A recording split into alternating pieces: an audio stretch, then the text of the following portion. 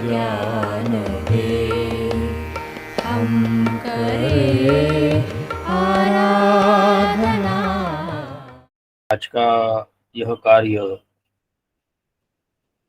आज का प्रवचन शुरू करते हैं।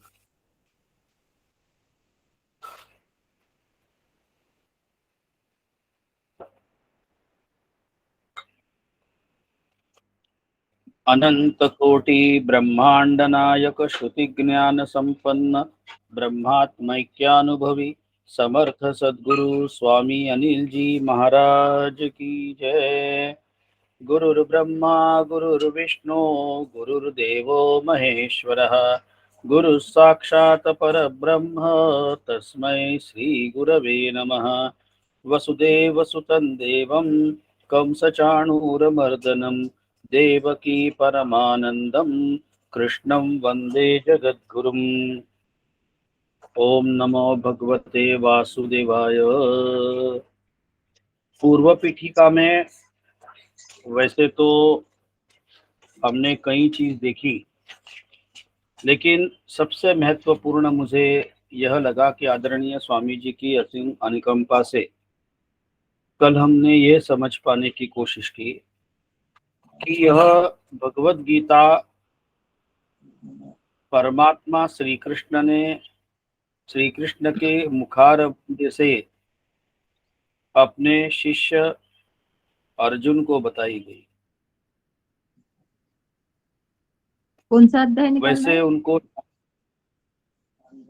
नहीं, ये अध्याय कौन सा केवल निकालो? 90वें अध्याय का प्रवचन चल रहा है। 90वें अध्याय का प्रवचन चल रहा है। आप अपना आवाज म्यूट करेंगे प्लीज। और महत्वपूर्ण बात यह है कि हमने यह देखा कि यह नर नारायण का अवतार है शास्त्री। अब स्वामी जी स्वयं जब अवतार की बात आती है तो स्वामी जी भी बोलते हैं कि हम कौन हैं, हम भी तो हमारे खुद के अवतार हैं।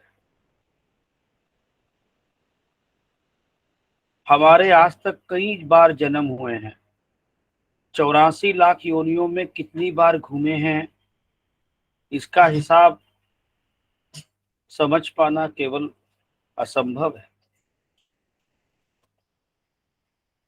और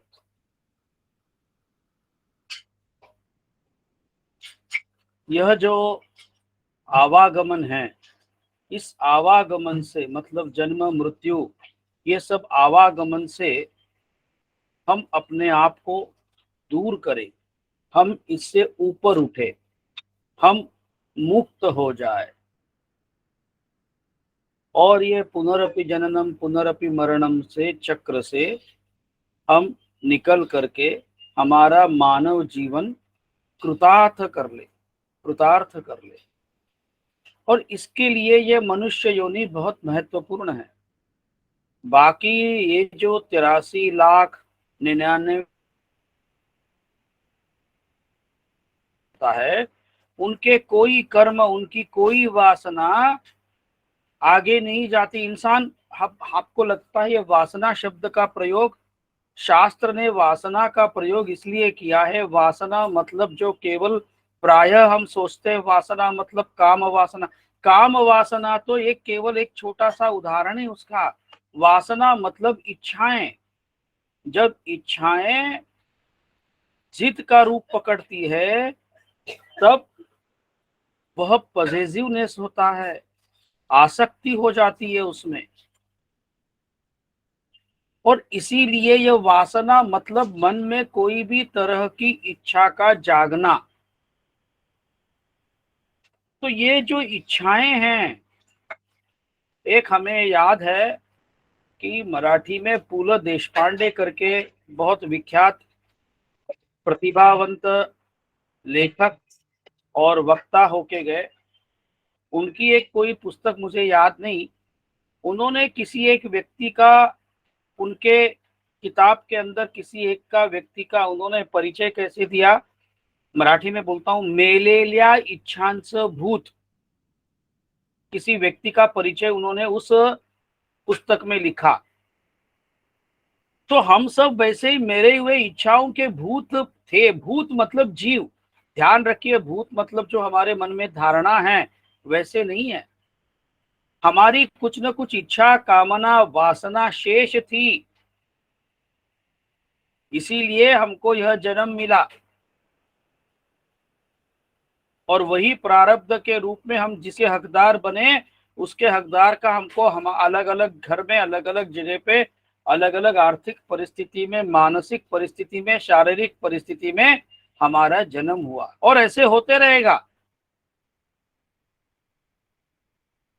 अपने स्वामी जी के गुरु महाराज खप्ती बाबा, वो बोलते थे, दोष था करके जन्म हुआ, निर्दोष हो जाओ।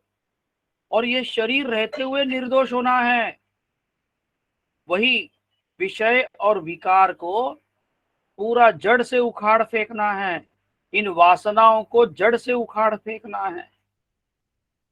और इसीलिए पहले ही श्लोक में अर्जुन के बारे में परमात्मा स्वयं बोलते हैं कि तुझ दोष दृष्टि रहित, तुझको मैं एक सुंदर विद्या जो सबसे उत्तम है वह बताऊंगा। और इसीलिए परम विद्या, जो परमात्मा की विद्या, जो सबसे उत्तम, वह ऐसी विद्या है जो एक के हासिल करने के बाद संसार में बाकी कुछ हासिल करने की, बाकी कुछ पढ़ने की आवश्यकता नहीं। आप परिपूर्ण हो जाते हो, आपको कोई चीज की कमी महसूस ही नहीं होती, आप पूर्ण समाधानी, संतोष हो जाते हैं। आप त्वमानंदमयस्त्वं ब्रह्ममयः, यह वेदवाक्य है। वो कैसे हो जाता है? ऐसा आनंद कि वो ब्रह्मानंद में रहते हैं। फिर उनको कौन क्या जरूरत है?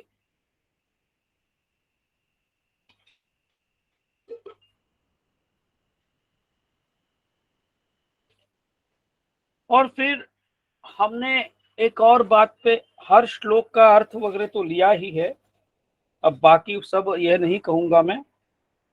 एक महत्वपूर्ण बात यह थी कि हम यहाँ पे 11वें श्लोक में एक ऐसा दृष्टांत आया, ऐसी बात आई कि परमात्मा अर्जुन को बोलते कि मुझको जनसामान्य लोग, अज्ञानी लोग, मामूली आदमी समझते हैं और मेरी बात को गहराई से लेते नहीं, मेरी बात का चिंतन मनन करते नहीं, और ऐसे लोगों का वापिस जन्म मृत्यु लगा रहेगा। और यह हमने इस बात पे कल गौर किया कि तुकाराम महाराज की जो मराठी की आरती मुझे अभी याद आ रही है, जो आप सबको पता हो, ओवाळा ओवाळा माझ्या सद्गुरु नाथा, माझ्या सावळ्या नाथा, पाचाही तत्वांचा ठेवी ज्योती लाविल्या ध्यान, निराकार वस्तू कैसी आकारा आली, सर्वा घटी व्यापक माझी सद्गुरु माऊली। हम यह बात वापिस दोहराना चाहते हैं आपके समक्ष नहीं, अपने आप को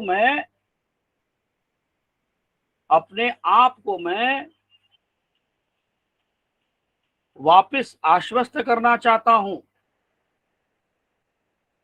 कि यह मैं कतई एक क्षण के लिए भी विस्मरण मुझे ना हो कि मेरे गुरु ही चलते फिरते परमात्मा हैं। इसके अंदर जो परमात्मा श्री कृष्ण अर्जुन को बता रहे हैं कि भाई मुझे जो सामान्य आदमी समझ करके, मुझे जो मेरे में गुण दोष देखे जा रहे हैं, मेरे अच्छे बुराई होती है, या मैं जो कहता हूं उसको आप इतना जितना सीरियस लेना चाहिए उतने ले नहीं रहे हो। ऐसा गलती मत करो,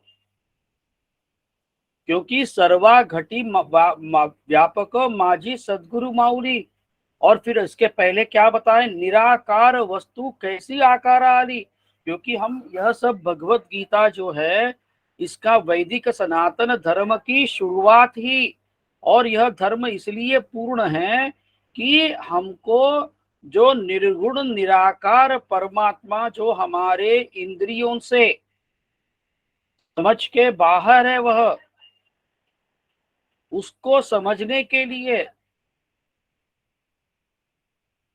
हमको यह मानव जन्म मिला है।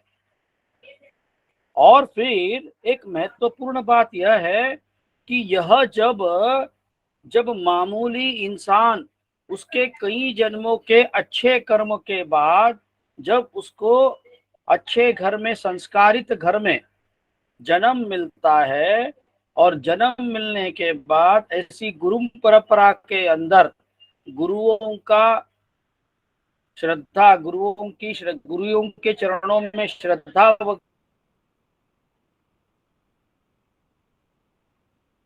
बचपन से ही सिखाई जाती है, दान धर्म पुण्य, और इनका प्रारब्ध तो चलते रहता है, लेकिन फिर प्रभु की कृपा और उनके अच्छे सत्कर्मों के कारण मोक्ष गुरु, ज्ञान गुरु इनके आ जाते हैं इनके भाग्य में, और केवल आते नहीं हैं, उन पर उनके चरणों में पूर्णतया श्रद्धा हो जाती है। और ऐसी श्रद्धा जिसे अनन्य श्रद्धा कहेंगे, मतलब कोई और है नहीं, एक नाम केशवा। जैसे मराठी में एक बात कहते हैं, जा जा ठिकाणी मनराय माझे, त्या त्या ठिकाणी निज रूप तुझे, मी ठेवितो मस्तक जा ठिकाणी, तेथे सद्गुरु तुझे पाय दोनी। हे गुरु महाराज, जहां मेरा मन जाएगा, क्योंकि इंसान का सबसे खतरनाक चीज अगर इंसान की भगवान ने और सबसे मूल्यवान भी चीज दी है वो मन है। भगवान शंकराचार्य जी कहते हैं कि मन एव मनुष्याणाम कारणम बंध मोक्षयोः, मन ही बंध का कारण है और मन ही मुक्ति का कारण है। इसीलिए हमको इस मन को जहां मन जाए, हे सद्गुरु महाराज ऐसी कृपा करो कि मेरा मन कहीं भी गलत जगह पे जाए, अच्छी जगह पे जाए, यहाँ तक परिवार के लिए भी जाए, तो उधर मुझे आपकी छवि दिखे, मेरी माँ में आपकी छवि दिखे, मेरे बच्चों में आपकी छवि दिखे, मेरे पत्नी में आपकी छवि दिखे। जहां जहां मेरा सर मैं जमीन पे रखूं, जहां जहां झुकूं, मैं केवल गुरु महाराज आपके चरणों का मुझे दर्शन हो। इतना समर्पण, इतनी शरणागति। गुरु गीता में एक श्लोक है, ध्यान मूलम गुरोर मूर्ति, पूजा मूलम गुरु पदम, मंत्र मूलम गुरोर वाक्यम, तस्मात् संपूजयेत गुरु। ध्यान का मूल साक्षात गुरु है, पूजा का मूल गुरु के चरण है, सारे मंत्रों का, वेद मंत्रों से भी बड़े गुरु का वाक्य है। और इसीलिए संपूजयेत, सदैव पूर्ण श्रद्धा से गुरु की सेवा में रहिए, कहीं भी शंका का साधन मत करिए। फिर आप ऐसे कैसे बोलते हैं कि ये तो साक्षात परमात्मा है, परमात्मा का अवतार है, हम हर साल श्री कृष्ण जयंती मनाते हैं और श्री कृष्ण की लीलाएं हैं दुनिया भर की। इतना होने के बाद भी ऐसे क्यों कहते हैं आप? हम इसलिए ऐसा कहते हैं कि आदरणीय स्वामी जी सदैव हम लोगों के लिए एक बात बताते हैं कि अगर गुरु इतने आवश्यक नहीं होते जीवन में इस अगोचर ज्ञान के लिए, निर्गुण निराकार ज्ञान समझने के लिए, और वह ज्ञान अपने आप अपने को खुद को स्मरण होने के लिए अगर जरूरत में गुरु की नहीं होती, तो साक्षात स्वयं श्री राम के जन्म में वशिष्ठ के आश्रम में जाकर के 2 साल राम और लक्ष्मण जाके सेवा नहीं करते। फिर वही बात श्री कृष्ण और बलराम, यह दोनों भाई सांदीपनी मुनि के पास जाकर के वहां पे साधना करके गुरु महाराज के लिए खाना बना करके जंगल से लकड़ियां लाने का, पानी लाने का, यह सेवा साधना नहीं करते, और तब भी जाकर के श्री कृष्ण को यह कृष्णम वंदे जगत गुरु। और क्योंकि गुरु गीता एक जगह पे यह भी स्पष्ट कहती है कि समाधिस्थ गुरु की महती कम नहीं होती है। हम यहाँ पे कतई यह दावा नहीं करते कि समाधिस्थ गुरुओं के पास जाके जाना गलत है, नहीं। समाधिस्थ गुरु और देवता, इन दोनों में कोई अंतर नहीं होता है। और समाधिस्थ गुरु तक हम मानसिक तौर पर उन तक हमारे सवाल पहुंच के उनसे जवाब पाने के लिए इतनी उच्च कोटि की साधना और उच्च कोटि की सिद्धता की आवश्यकता है कि जो प्रायः बहुत कठिन है। और इसीलिए फिर परमात्मा ने स्वयं श्री कृष्ण जो है जगत गुरु करके उनका नाम श्लोक बनाया गया। हमारे शास्त्रकारों ने, वैसे हमारे वैदिक सनातन धर्म में 9 गीताएं हैं कुल। जैसे एक ये केवल भगवत गीता है, वैसे राम गीता है, गुरु गीता है, शिव गीता है, ऐसे कई गीताएं हैं। तो यह गीता क्या है? तो गीता एक गान है, छंद है, एक श्लोकों का एक समूह है। तो हम यहाँ पे आ रहे थे कि साक्षात श्री कृष्ण मतलब सद्गुरु अपने सत शिष्य को ज्ञान दे रहे हैं उद्धार करने के लिए। जैसे कृष्ण परमात्मा ने अपने सत शिष्य अर्जुन के माध्यम से सारा संसार को ज्ञान दिया, ज्ञान का रास्ता दिखाया, वैसे ही यही परमात्मा अनेक रूपों में, अनेक नामों में, फिर भगवान के रूप में, भगवान क्योंकि अपने रूप में तो आएगा नहीं, वह तो किसी न किसी रूप में ही आएगा। और फिर वह अभी आदरणीय संत स्वामी अनिल जी महाराज जी के रूप में आया है। इस बात पे कतई संदेह ना रखे। इसका कारण यह है क्योंकि अभी हमने तुकामाउली की जो आरती देखी, निराकार वस्तु कैसी आकार आली और सर्वा घटी व्यापक माझी सदगुरु माउली। यह जो सब घट में जो मेरी सदगुरु माउली है, वो क्यों घट में पहुंची सबके? वो इसलिए पहुंची कि वह ब्रह्म एव विजानाति स ब्रह्मैव भवति। जिसने ब्रह्म का ज्ञान प्राप्त किया वह ब्रह्म बन गया और सर्वाठाई ईश्वर है, सब जगह पे ईश्वर है। और इसीलिए वही जो ब्रह्म बन जाता है वही सबके, उन्हीं का सब जगह पे आश्रय रहता है। उन्हीं के कारण यह सूर्य चल रहा है, चंद्रमा चल रही है, सब चल रहे हैं।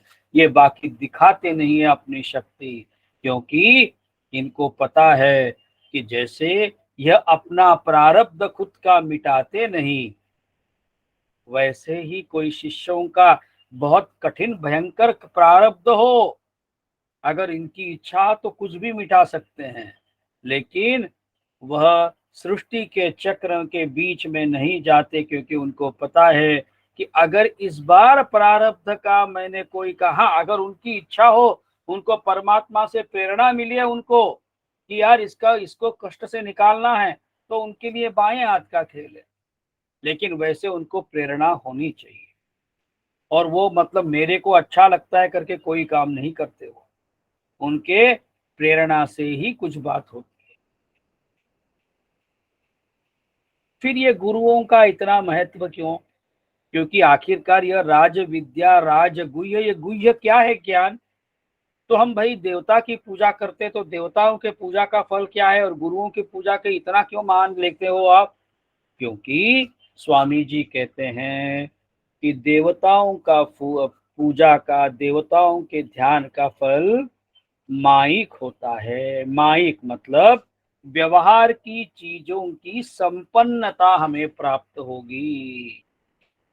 जो भी इंसानी जीवन जीने के लिए आवश्यक चीजें हैं वह भरपूर रहेगी अपने पास, जिसका कोई लिमिट नहीं रहेगा। यह पुण्य का प्रभाव है। फिर गुरु की सेवा करने से क्या मिलेगा? सदैव गुरु गुरु गुरु करने से क्या मिलेगा? तो गुरु गुरु गुरु करने से शरणागति अगर हमको हमारी हो गई तो क्या मिलेगा? तो आत्मिक फल मिलेगा। आत्मिक मतलब आत्मा को जानने की या अंतरंग साधना हमारे जीवन में शुरू होगी, और जिसके कारण से चित्त शुद्धि होगी और आत्मज्ञान प्राप्त करने की योग्यता हमें मिलेगी। और आत्मज्ञान प्राप्त करने की योग्यता मिलने का फायदा क्या है कि आज नहीं तो कल एक दो जन्म में आपके, अगर इसी जन्म में आपकी शरणागति हो गई आपके गुरु चरणों में, तो इसी जन्म में आप मुक्त होंगे। एक बात तो जरूर है, इस पुनरपि जननम पुनरपि मरणम के चक्कर के बजाय आप हाईवे तो आ गए, आने वाले बस एक दो चार जन्म के अंदर आप इधर से छूट जाएंगे, आपका मनुष्य जीवन कृतार्थ हो जाएगा। अब हम, क्योंकि मेरे को यह राज विद्या राजगुह्य जो है, यह राज विद्या इसलिए कहा है क्योंकि ये सबसे उत्तमोत्तम विद्या है।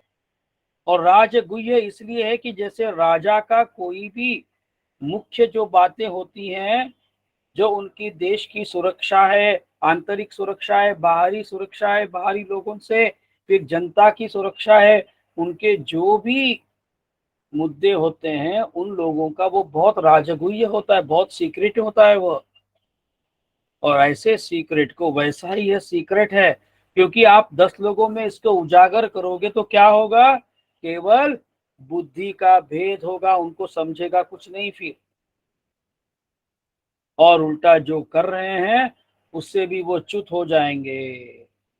और इसीलिए परमात्मा कहते हैं किसी के सामने बोलने की बात नहीं है ये, श्रद्धावान लोगों के सामने ही बोला करिए। और हम लोग कितने भाग्यशाली है, हमारी योग्यता है नहीं है यह पता नहीं, लेकिन आदरणीय स्वामी जी के आशीर्वाद से यह परमात्मा की वाणी का चिंतन मनन हम कर रहे हैं। कि कितने जन्म का हमारा पुण्य है, भाग्य है हमारा, कि आदरणीय स्वामी जी के प्रेरणा से हम ये सब कर पा रहे हैं। अब हम 21वां श्लोक लेते हैं, उसके पहले केवल हम 20वां श्लोक लूंगा। त्रैविद्या मां सोमपाः पूतपापा यज्ञैरिष्ट्वा स्वर्गतिं प्रार्थयन्ते ते पुण्यमासाद्य सुरेन्द्रलोकम् अश्नन्ति दिव्यान्ति विदेव भोगान्। तीनों वेदों में विधान किए हुए सकाम कर्मों को करने वाले, सोमरस को पीने वाले, पाप रहित पुरुष मुझको यज्ञों के द्वारा पूज कर स्वर्ग की प्राप्ति चाहते हैं। वे पुरुष अपने पुण्यों के फलरूप स्वर्ग लोक को प्राप्त होकर स्वर्ग में दिव्य देवताओं के भोगों को भोगते हैं।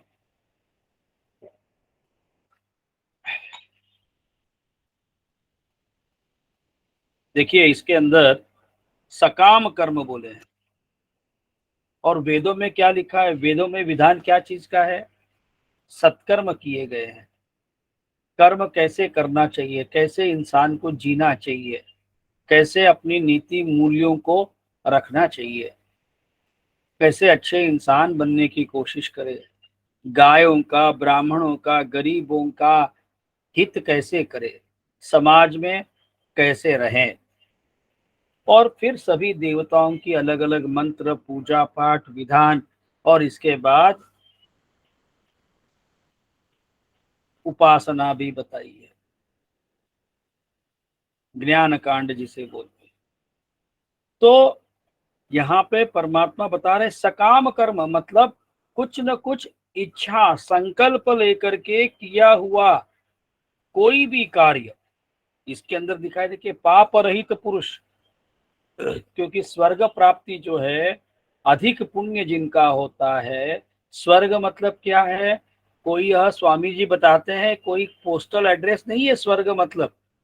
स्वर्ग का मतलब स्वर्ग सुख, सभी तरह के व्यवहारिक समृद्धि, शारीरिक सुंदरता, शारीरिक सुदृढ़ता, जिसे हम ऐश्वर्य भोग सकते हैं, ऐसा जो है। फिर देवता, क्योंकि क्या होता है कि ज्यादा पुण्य होने से आपको देवलोक मिल सकता है। हमने कई बार कहानियों में देखा हुआ है कि कोई भी जब राक्षस हो, ऋषि हो, मुनि हो, जाप यज्ञ तपश्चर्या करने लगते हैं तो सदैव इंद्र को डर लगता है कहीं मेरा स्थान ये ना ले। और इंद्र क्योंकि स्वर्ग का राजा है, अधिपति है, तो सदैव जो राजा होता है उसी को कुर्सी छीनने का डर लगता है। अब ये इतनी साधना कर रहा है, इतनी तपश्चर्या कर रहा है, कहीं इसके योग्य ना हो मेरे स्थान का। और फिर हम देखते हैं कि इंद्र कभी रंभा उर्वशी मेनका को भेजता है, कभी बारिश कराता है, कभी तूफान कराता है, क्या क्या कराते हैं वह।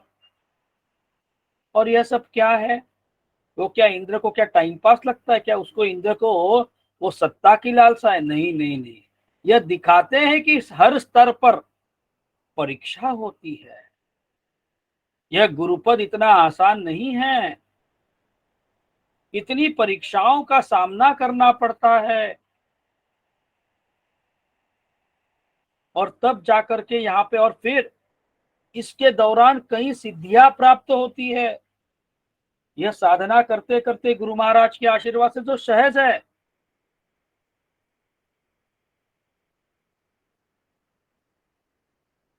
और उसमें सबसे बड़ी है वाक सिद्धि। आप जो बोलो वो काम हो जाता है। आपके मन में लगता है अरे यार ये काम होना चाहिए, आपका हो जाता है, किसी और का हो जाता है। आप जो सोचो वैसे होने लगता है। और ऐसी सिद्धियां जब होती है तब इंसान कहीं इन सिद्धियों में फंसे ना। और वही तो इंद्र है, वही तो वासना है, वही तो स्वर्ग सुख। क्योंकि चार लोगों ने क्या मेरी आके स्तुति की, क्या पंडित जी कितना अच्छा बोलते हो, बस पंडित जी जयराम जी की च्युत हो गए, पदच्युत। कितना टाइम लगता है। और इसीलिए तो जीवित गुरु चाहिए, वो सदैव अपने अहंकार को मिटाते रहते हैं। ये तू कुछ है ही नहीं, ये गुरु महाराज की कृपा है, जो तू बोल रहा है, तू कर पा रहा है, तू कह रहा है। और इसीलिए सकाम पुरुष, इसीलिए निष्काम होना बहुत जरूरी है। स्वर्ग की प्राप्ति चाहते हैं वे पुरुष अपने पुण्यों के फलरूप स्वर्गलोक को प्राप्त होकर स्वर्ग में दिव्य देवताओं के भोगों को भोगते हैं। आज जितने भी अमीर है, इंडस्ट्रियलिस्ट हैं, मुझे लगता है उनको हम इस लेवल में हम सोच सकते हैं।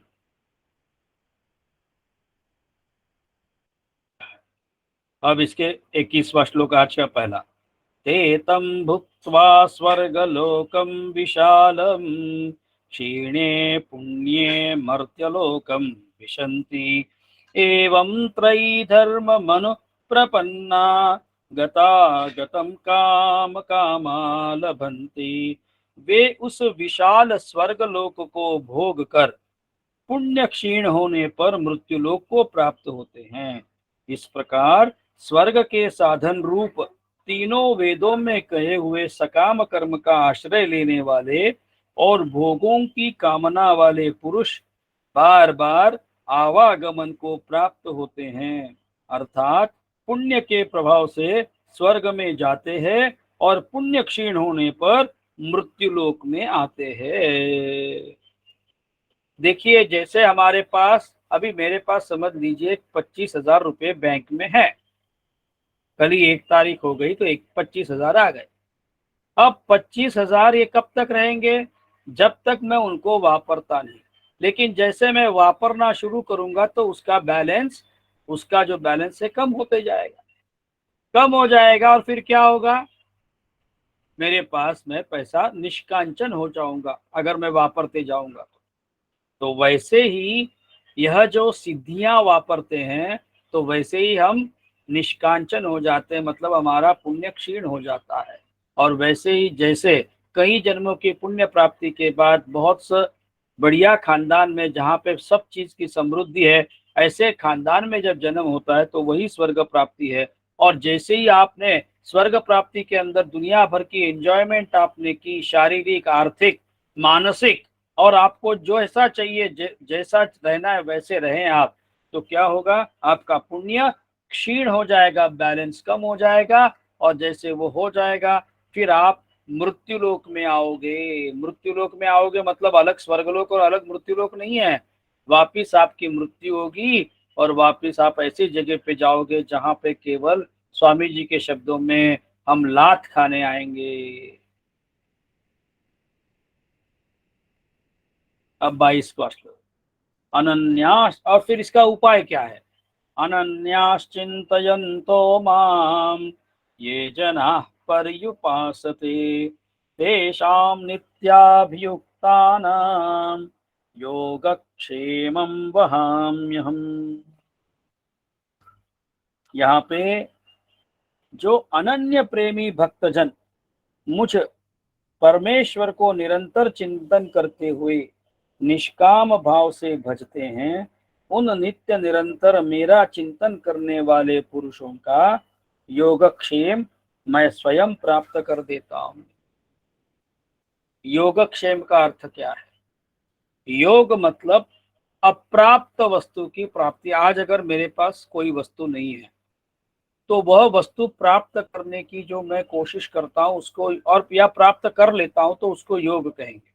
और फिर प्राप्त वस्तु का मुझे सुरक्षा करनी है तो उस सुरक्षा का नाम क्षेम है।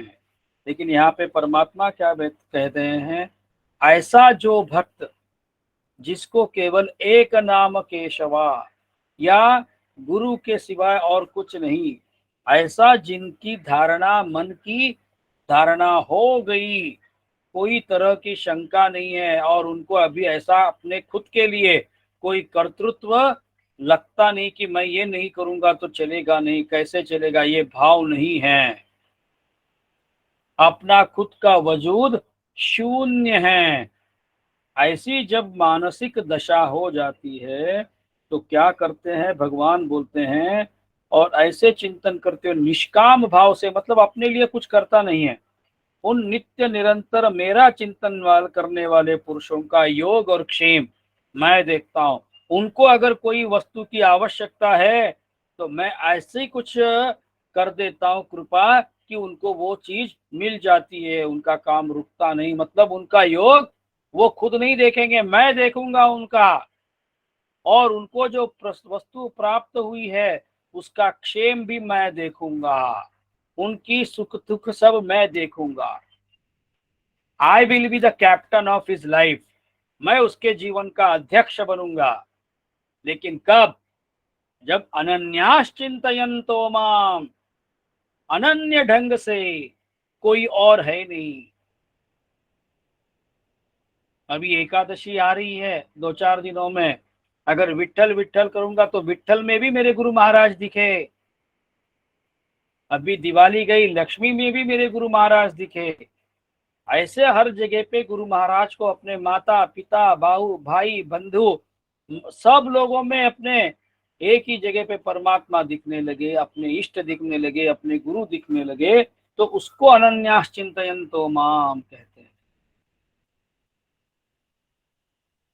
और यह प्रॉमिसरी नोट है साहब, it's promissory note written and signed by almighty God. अनन्यास चिंतयन्तो माम, यही बात गुरु कहते हैं। शरणागति तो लो बाबा, क्योंकि शरणागति क्या ही फल है, बाकी फल और किसी का नहीं है। ये प्यन्य देवता भक्ता यजन्ति श्रद्धयान्विताः तेऽपि मामेव कौन्तेय यजन्त्य विधि पूर्वकम्। हे अर्जुन, यद्यपि श्रद्धा से युक्त जो सकाम भक्त दूसरे देवताओं को पूजते हैं वे भी मुझको ही पूजते हैं, किंतु उनका वह पूजन अविधि पूर्वक अर्थात अज्ञान पूर्वक है। देखिए, यहाँ पे एक समझने वाली बात यह है कि अगर हम श्री कृष्ण भगवान को देखते हैं, श्री कृष्ण को भगवान समझते हैं, तो श्री कृष्ण अलग, शिव अलग, देवी अलग, गणपति अलग, ऐसा हम लोगों में, और यही हुआ है शैव पंथ, शाक्त पंथ, नारायण पंथ, विष्णु पंथ, इन सब लोगों में ऐसे ही झगड़े हुए हैं। वो आज भी कई पंथों में झगड़े हैं, वो वैसी बात नहीं है। यहाँ पे गुरु को मतलब आत्म स्वरूप की पूजा कह रहे हैं। ध्यान रखिए, हम कह रहे हैं यह 9वां अध्याय राज विद्या राजगुह्य है। यह निर्गुण निराकार की बात कर रहे हैं। ये कोई सगुण साकार, ये मूर्ति वो मूर्ति, ये नाम वो नाम नहीं कह रहे हैं। यह हम गौर करने की बात है इसमें। तो यहाँ पे परमात्मा क्या कह रहे हैं, दूसरे देवताओं की जो पूजा करते हैं वो अविधि पूर्वक अर्थात अज्ञान पूर्वक है। अज्ञान पूर्वक क्यों है? क्योंकि जब हम देवताओं की पूजा करते हैं, अभी हमने 1 मिनट पहले देखा, देवताओं की पूजा करने से माइक फल मिलते हैं, मतलब व्यवहारिक फायदे होते हैं। या व्यवहारिक फायदा आज नहीं होगा तो आने वाले समय में होगा, लेकिन पुण्य संचय होते जाएगा। और इसीलिए अज्ञान ही है ना कारण, कर्म करने का कारण ही अज्ञान है। तो हम यह सब गौर करें। ये देवता मतलब कृष्ण अकेले ही बड़े हैं, गणपति छोटे हैं, ऐसा भाव शास्त्रों का कतई नहीं। 24वां श्लोक, अहम ही सर्व यज्ञानाम भोक्ता च प्रभुरेव च न तु माम अभिजानन्ति तत्वेनातश्च्यवन्ति ते। क्योंकि संपूर्ण यज्ञों का भोक्ता और स्वामी भी मैं ही हूँ, परंतु वे मुझ परमेश्वर को तत्व से नहीं जानते, इसी से गिरते हैं अर्थात पुनर्जन्म को प्राप्त होते हैं। इसीलिए संपूर्ण यज्ञों का भोक्ता और स्वामी मैं ही हूँ, और वे मुझ परमेश्वर को तत्व से, तत्व क्या है? तत्त्वम असि, यही तत्व है। तत् मतलब वो परमेश्वर, त्वम मतलब आप और हम, मतलब यह व्यक्ति जो जीवित मनुष्य, और असि मतलब है, सब वही है। और वही समझने के लिए हम यह सब गुरु महाराज की कृपा और आशीर्वाद से प्रयत्नशील हैं अभी।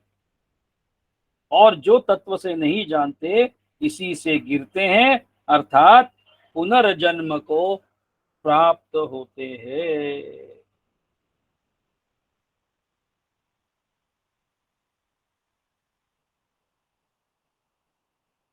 अब इसके अंदर जो तत्व को जानने वाला कौन होता है? तो ज्ञानी होता है। और जो नहीं जानता वो अज्ञानी। तो यहाँ पे ज्ञानी की स्तुति आदि शंकराचार्य जी कहते हैं, ज्ञानी तू आत्मा एव में मतम। ज्ञानी को तू, ज्ञानी को तो मैं अपनी आत्मा ही मानता हूं। ये भगवान आदि शंकराचार्य जी कह रहे हैं कि भगवान श्री कृष्ण का यह उद्देश्य है, सदगुरु का यह उद्देश्य है कि ज्ञानी तो मेरा आत्मा ही है। फिर दूसरे जगह पे कहते हैं, सच मम प्रियः, वह मेरा प्यारा है।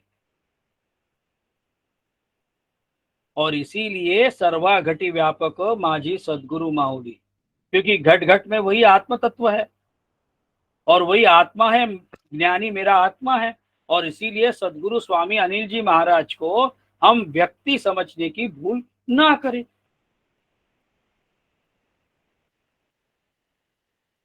अब 25वां श्लोक, यान्ति देवव्रता देवान् पितॄन् यान्ति पितृव्रताः भूतानि यान्ति भूतेज्य यान्ति मध्याजिनोऽपि माम्। देवताओं को पूजने वाले देवताओं को प्राप्त होते हैं, पितरों को पूजने वाले पितरों को प्राप्त होते हैं, भूतों को पूजने वाले भूतों को प्राप्त होते हैं, और मेरा पूजन करने वाले भक्त मुझको ही प्राप्त होते हैं। इसलिए मेरे भक्तों का पुनर्जन्म नहीं होता।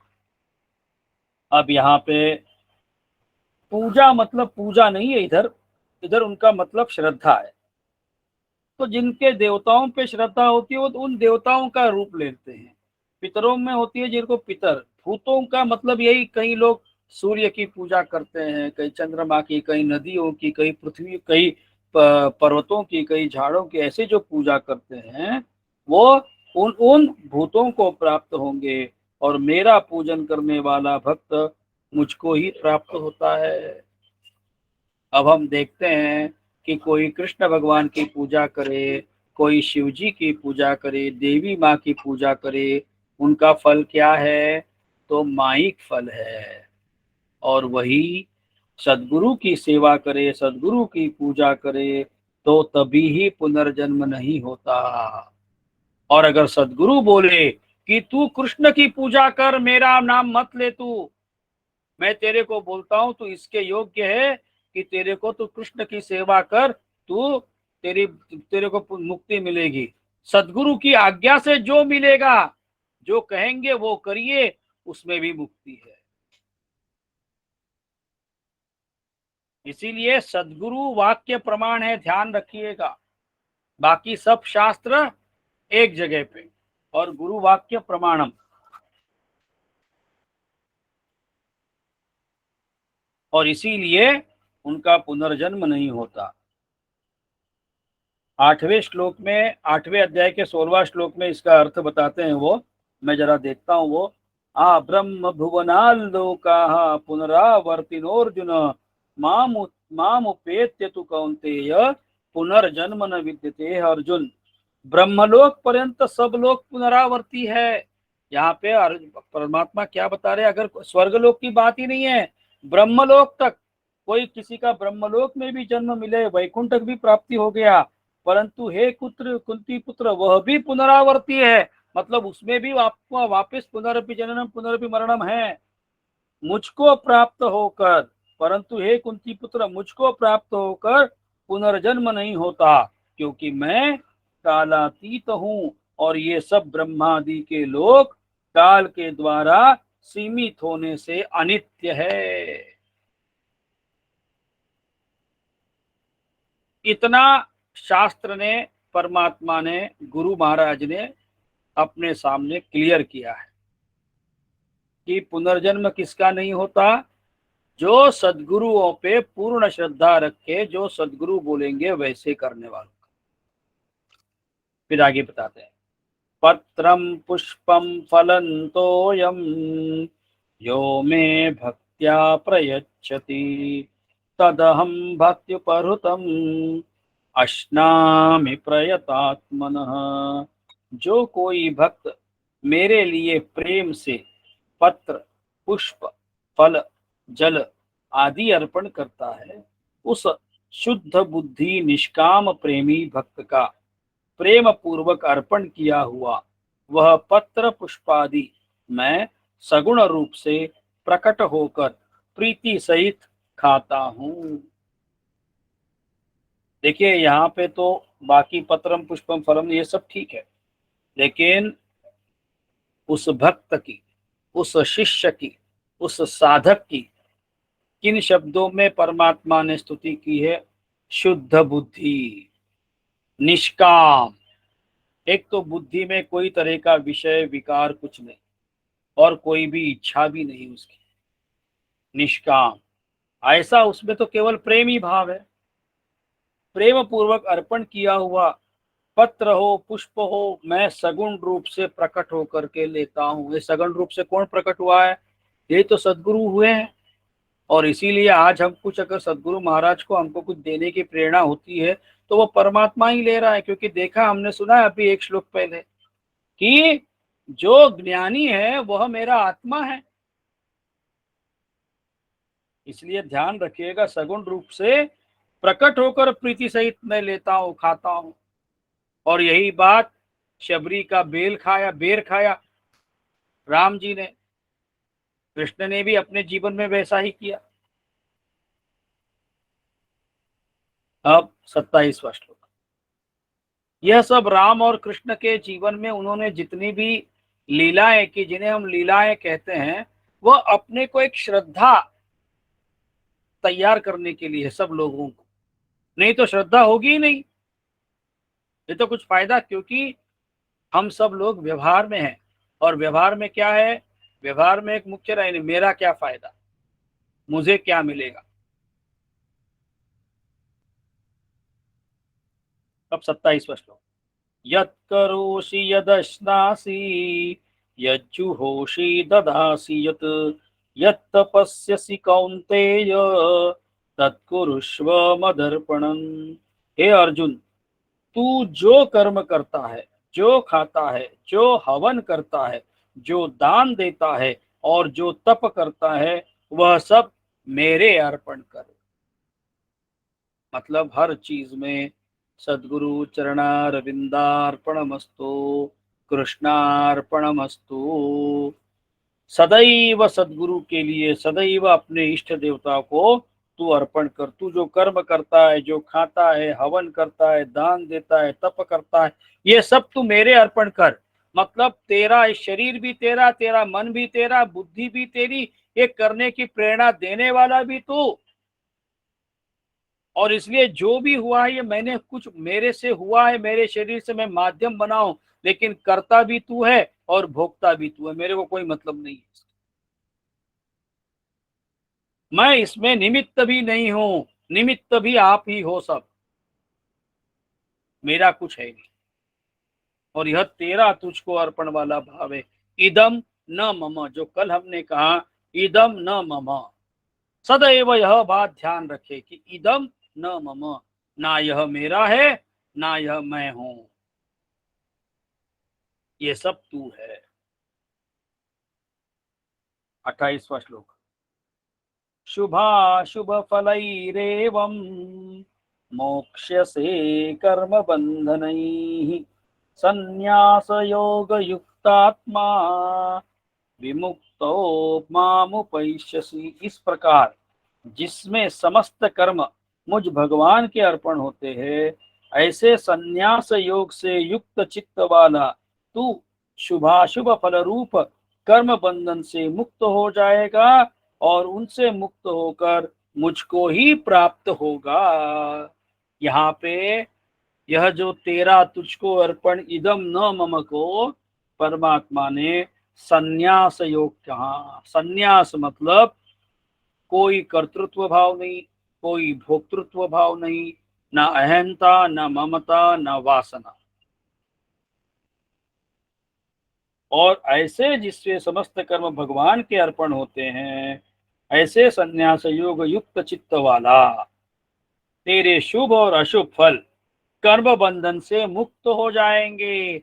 मतलब तेरे से वो जो अपने भगवान शंकराचार्य जी का अपने नित्य स्तोत्र में सुगवे के अंदर यह है, न पुण्यम न पापम न सौख्यम न दुखम।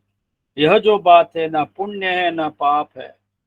तो यह जो पुण्य नहीं पाप नहीं, इस मानसिक अवस्था में जब हम पहुंच जाते हैं, तब तुम मुक्त हो जाएगा कर्म बंधन से। और कर्म बंधन से मुक्त होगा तो फिर तो मुझको ही प्राप्त होगा। अब भी हमने कहा कि योगक्षेम जो है, यह योगक्षेम की बात क्या है। हम अगर इदम न मम का भाव करेंगे तब परमात्मा हमारा अनन्यास चिंतयन्तो मां के न्याय से हमारा योग और क्षेम देखेगा। तो क्या बाकी देवताओं के भक्तों का नहीं देखेगा क्या? बिल्कुल देखेगा वो। लेकिन ऐसे अज्ञानी लोग क्या कहते हैं कि उनके योग की बात वो स्वयं कोशिश करते हैं। उनको उनके बुद्धि पे आज भी भरोसा है। उनको लगता है ये मैं नहीं करूंगा तो कौन करूंगे, कौन करेगा। यह जो कर्तृत्व भाव, जरूरत लगना, यह जो बुद्धि है कि मैं नहीं करूंगा तो कौन करेगा, यह जो बात है, और फिर इस इधर ही हम फेल हो जाते हैं। अनन्यास चिंतयन्तो माम, और इसलिए अपने लिए परमात्मा ना योग कर सकते हैं ना क्षेम करते हैं हमारा, क्योंकि उस वक्त हमारा अहंकार ये कहता है कि yes, this is the thing which I have to do, who will do for me, nobody, कोई नहीं करेगा मेरे लिए, मुझे ही करना है, ये मेरी कल की आवश्यकता है, कल मुझे जाकर के ये करना पड़ेगा, और फिर ये मिलने के बाद उसकी सुरक्षा, ताला चाबी, ये सब मैं। केवल मैं वस्तु की बात नहीं कह रहा हूँ, कोई सुख की बात कर रहा हूँ, कोई मानसिक समाधान की बात कर रहा हूँ। जब तक ये हमको यह अहंकार है कि मैं नहीं करूंगा या मैं नहीं करूंगा तो होगा कैसा, मिलेगा कैसे, कहीं ना कहीं मेरे अभी भी मुझे लगता है कि ये सब मैं कर पाता हूँ, करूंगा ही, मेरे नहीं, ये मेरे से ही होगा, मेरे को ही करना पड़ेगा। जब तक ये भाव है तब तक वो शरणागति नहीं मानी जाती। इसीलिए यहाँ पे कर्म बंधन से कौन मुक्त हो जाएगा, यही संन्यास योग है कि अहंकार मूलतया नष्ट होना। जो होगा ठीक, जा ही विधि राखे राम, ता ही विधि रहिए, सीताराम सीताराम सीताराम कहिए, ठेविले अनंते तैसे चिरहावे, चित्ती असु द्यावे समाधान। दिया, मिला, अच्छी बात, नहीं मिला, अच्छी बात, जो भी है प्रभु की कृपा, गुरु महाराज का आशीर्वाद।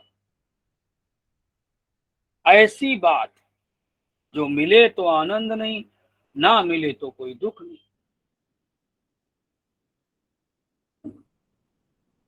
अब हमारा समय समाप्ति की घोषणा हो गई है, 10:30 बज गए हैं।